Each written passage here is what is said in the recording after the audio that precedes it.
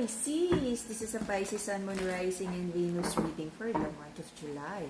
For your personal reading, kindly send me a direct message. Kamusta mga Pisces? Kamusta mga isda? Ingat po sa mga scammers. Hindi ako magdo-door-to-door message sa inyo. If you're ready to have your personal reading, just send me a direct message. Ang ating nag-iisang number nasa ating profile photo, okay? If in doubt, message me first. Sasagot ako sa lalo't madaling panahon.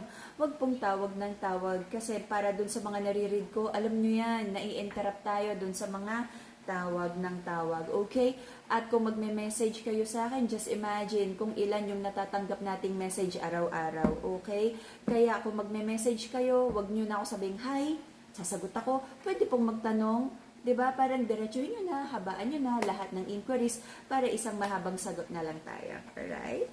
Pisces.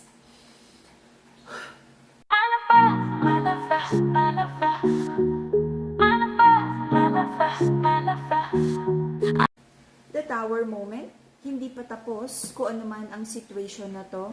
You're waiting for a good news, good outcome, but right now, maraming conflict sa situation ng mga Pisces. Anong pinagdadaanan ng mga isda? Alright? Sabi ng masculine sa connection na to, marami siyang ino-overthink. Puro overthink lang yung masculine, but the death card is in reverse. Maraming iniisip yung masculine, is it really time for him to grow up, to mature, to take action? To take personal accountability ng mga bagay at sitwasyon na paulit-ulit niyang ginagawa na alam naman niyang hindi na nakakatulong sa kanyang personal growth at future plans. Walang actions, walang hard work, walang commitment. Lagi na lang nag-a-apologize but very shallow yung energy ng apology because this is more about lip service, okay? Nagsasabi, nag-a-apologize, maraming pangako, but kulang sa commitment at hard work. Kaya tuloy, hindi ko nararamdaman yung genuine change sa relationship na to. Lagi pa rin nag-aaway, nagtatalo, lagi pa rin may misunderstanding because wala nga hindi nga heartfelt. Okay, kung ano man, yung mga sinasabing magbabago na paulit-ulit lang. The masculine here, may pagka-playful, may pagkasabihin natin hindi pa tapos sa kanyang bachelor chapter ng kanyang life. There's something fishy, no? Sa mga pangako, hindi natutupad. Kaya tuloy hindi nagmo-move forward. Even sa sarili niya, it feels like marami siyang sinasabing, hey self, magbabago na tayo. Nakaharap siya sa mirror, babaguhin natin to, gagawin natin to towards better version ng self. Pero pati sa sarili niya, hindi siya makapag-commit ng pagbabago. Even sa sarili niya, hindi siya honest and committed na may aayusin siya about his own life. Ngayon, feminine, kung tong masculine na to, kung sarili niya, yung weight loss niya, yung eating habits niya, yung sleeping habits niya, yung pag-gym niya, hindi siya makapag-commit, what more dun sa pangakong binibigay sa'yo? Okay? Maraming overthinking, sleepless nights here, but totoo naman ang love nyo sa isa't isa. But sabihin natin, nandun pa rin ang conflict sa situation because may nararamdaman akong trust issues here. Ang sa akin, hindi enough kung mahal ka niya. What is this masculine doing dun sa pangakong pagmamahal sa'yo? Anyone could promise you the world, the love, the stars, diba? Pati kabilang unit, pati kabilang galaxy, i-promise na.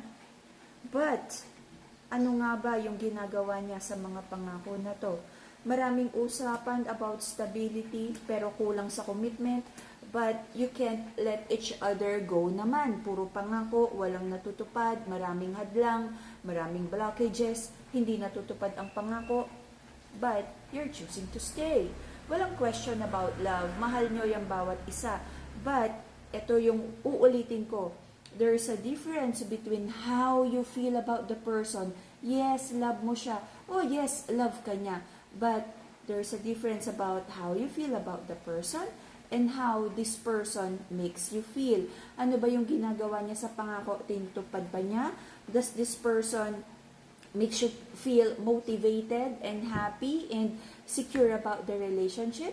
O ikaw yung lagi na lang nag-e-effort para to keep the connection together? Okay? Pisces, you want victory sa buhay mo. Sabi mo, marami ka ng pinaplano on how to, to pursue yung mga bagay na gusto mo. Okay? I feel, ingat, no? May nakikita akong parating na bad news about stability or delayed good news about koleksyon, kaperahan, promotion, okay? Increase sa sahod, komisyon. Let's see kung anong pagbabago. If you're manifesting abundance, Brazilian citrine, the yellow, and happy crystal. But to balance your energy and to protect you from negative energies and evil eye, Madagascar black tourmaline. Okay, mental clarity and stronger connection with the divine, amethyst crystal. Okie dokie. Pisces, I feel in the past nagkaroon ng malaking blessing para sa'yo. It could be love, it could be business. Sabi ng feminine sa connection na to, all in daw siya, itinaya niya ang lahat, okay? But natetest ang patience because I feel you trigger each other kasi asan na nga ba tong pangako na to? Asan ng commitment? Gaano katotoo? I feel nagkakalabasan na ng scoreboard. Ginawa ko to, anong ginawa mo? Pinagbigyan kita, anong ginawa mo? I forgive you. I give you like the benefit of the doubt. But ano daw ang sinukli ng other person? Recent past, sabi ng mga Pisces, ayaw niya ng conflict, trying to avoid conflict. Very Pisces energy, like lagi na lang nag-a-avoid ng conflict, not comfortable sa difficult conversation, trying to swim away from resolving conflict. But the energy here, especially the masculine, is like, sabi niya, swim away ako, takas-takas lang muna. Kapag ramdam na ng masculine na medyo okay na yung sitwasyon, babalik na siya. Okay? But wala namang nare-resolve with that kind of energy and dynamics. Okay? Prayers and manifestations, may prayers here, sabi ng mga Pisces, na sana matapos na ang kalungkutan at disappointment na sunod-sunod na parang inulan ka nang sabihin nating hindi magandang energy. Okay? Pagod ka na rin na sabi mo, puro na lang laban sa buhay, gusto mo munang magpahinga. This could also be, gusto mo munang magbakasyon and take a break from challenging situation ng buhay mo. Right now, sabi ng mga Pisces, yung karma, no, yung hindi magandang karma sa buhay, sabi mo kailan ba to matatapos? Okay? Hindi natin matatakasan ang karma. Ang magagawa lang natin, if nakapagplant tayo ng hindi magandang seed at nagbubunga to ng thorns at lason na bunga, ang best na kaya natin gawin is to accept kung ano yung binigay na consequences ng universe, ni God, at right now, magtanim na ng good seed. Okay? Sabi ng masculine right now, inaalay na niya ang sarili niya sa like mga future plans na gusto niyang mangyari. Okay? So this is the energy of planting a good seed para maganda ang harvest time in the future. Sabi ng masculine, gusto na niya ng new beginning, a new cycle, at gusto niyang tapusin na ang bad karmic cycle na to. Okay, dokie?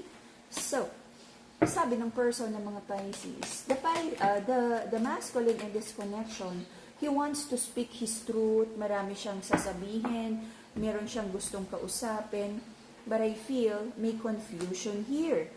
I feel again, there is like a same-sex connection here. Someone wants to speak his truth. Sabi niya, hey, sabi niya doon sa isa pang masculine na hindi ka reliable. Bakit ka open for options? Bakit ka may confusion? Kasi sabi ng person, ng mga Pisces here, alam niya kung anong gusto niya. Alam niya na gusto niya to move this relationship forward. But the other masculine is very flaky at parang nagsuswipe-swipe pa at nag-o-online shopping pa. This could be like nasa dating site or parang nasa social media platform na kung sino-sino ang kinakausap, ine-entertain. Okay? Or kung nasaan man to, it could be work or like kung saan man niya nakikilala itong mga other options na to. May fear and doubt here if this connection is just all about lust, chemistry, passion, and romance. Okay, trying to find the wisdom. kung ano ang totoo. Until the end of October, may mga chismis. Alright. Miss Chismis, chika minute muna tayo until the end of October. Last reading natin, nakita natin to, may usap-usapan, may mga taong nagmamasid sa paligid. At this is the energy of my confirmation. Confirmed! Alright. Ano ang confirmed? Ano ang confirmed, Pisces? Confirm, may mga pag-uusap. Meron daw iniwanan na relasyon. Hay, naku, sino ang naiwanan? This is the Pisces energy. The moon card in reverse, revelation. Mga umalingasaw na balita. Ay, na hindi pa naman daw tapos ang relasyon sa isang feminine. Okie-dokie. But the masculine is being involved with other connections. Doon sa iba dito, for some of you, the masculine is dealing with same-sex connection, tapos may feminine pa here. Pero sabi sa chismis, hindi pa daw tapos ang relasyon sa isang feminine. Okay? Lumabas ang sikreto. And the masculine is entertaining multiple connections, including same-sex connection.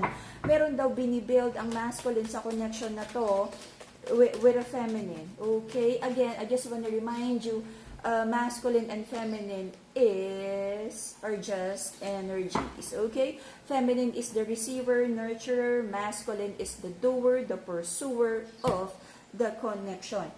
Hindi daw nagmo-move forward ang relasyon because meron pa daw ina-entertain na like naunang connection. May overlap. And this is like a public secret. Okay? Sikreto because hindi inaamin na may ini-entertain na multiple energies, but alam because may mga matang nakamasid sa dilim. Hindi nga sa dilim maraming nakakaalam nito Alam mo yung parang may group, like a social group, na nakakaalam ng gawain ng masculine na to, but tahimik lang sila because probably may pakinabang. Okie dokie.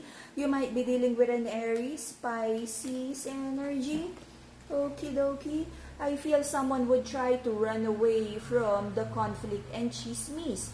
But kahit naman tumakbo ka, these people has been talking about this chismis that someone is hindi mapakali. Pants on fire, alright? Virgo energy dito. May nakakaalam daw ng sikreto na may Virgo energy. May Libra, may Aqua, Gemini energy. Also, the Gemini energy is about being bisexual, being open to options. Okay, dokes. About pera, linawin natin. Anong mangyayari sa kaperahan? Matatapos ba ang bad karmic cycle na to?